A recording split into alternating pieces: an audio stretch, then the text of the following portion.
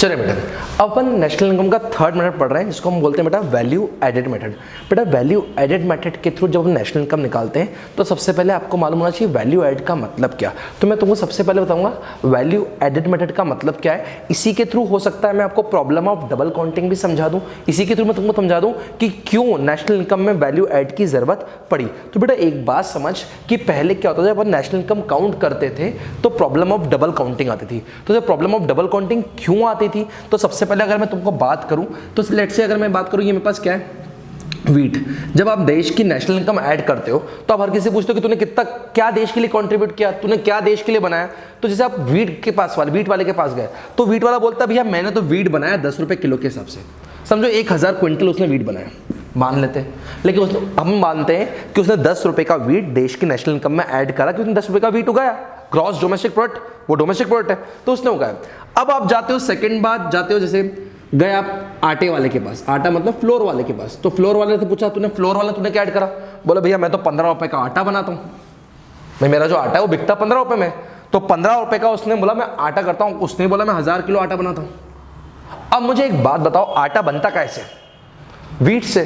तो तुमने वीट को अलग काउंट कर लिया, वही वीट से क्या बना था बेटा, फ्लोर, तुमने फ्लोर को काउंट फिर से कर लिया, तो इस फ्लोर में बेटा फिर से क्या काउंट हो गया, वीट। वीट एक बार तो काउंट हुआ ही, एक बार और काउंट हो गया। उसके बाद मैं गया ब्रेड वाले के पास, तो मैंने बोला भैया ब्रेड तूने, ब्रेड वाला तू क्या करता है, बोला हमारी तो 20 रुपए की ब्रेड बिकती। मैंने तुम्हारी ब्रेड बनती किससे, बोला आटे से, हम आटा ब्रेड बनाते।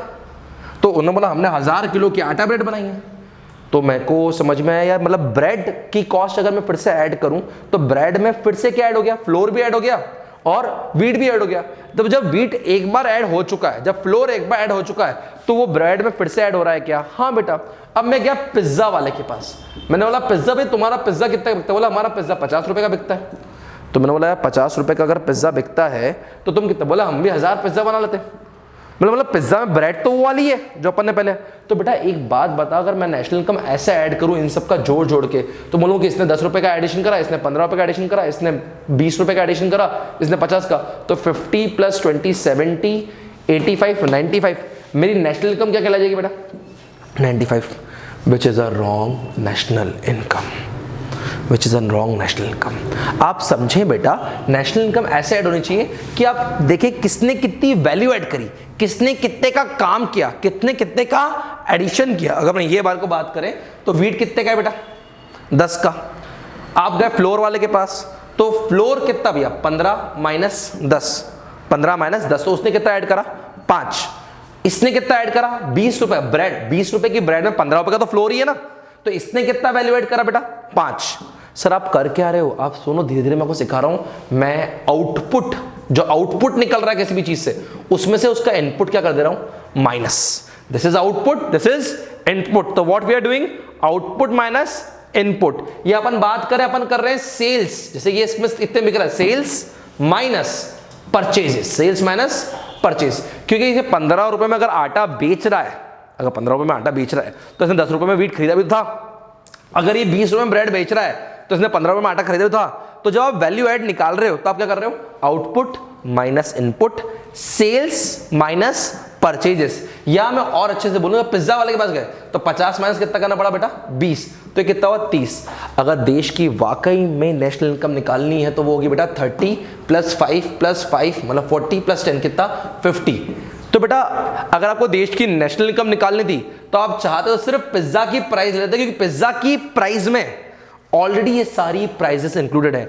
इसीलिए हम वर्ड यूज करते हैं final value of all goods and services produced with in the domestic boundary of a country bye a nation in an accounting year. तो जो फाइनल वर्ड है ना, फाइनल वर्ड, उस फाइनल वर्ड का मतलब होता है उसमें से सारा बीच का हटा दिया जा चुका है, सिर्फ फाइनल ये ऐड कर रहे हैं। तो बेटा जो बीच का होता है, जो ये सब हुआ, इसको बेटा बोलते हैं इंटरमीडिएट कंजम्पशन।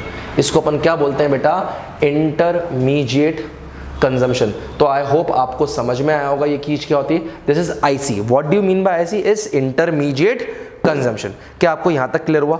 अब अपन आगे बात करते हैं, अपन इसका पूरा फॉर्मेट सीख लें कि national income by value added method कैसे आएगी।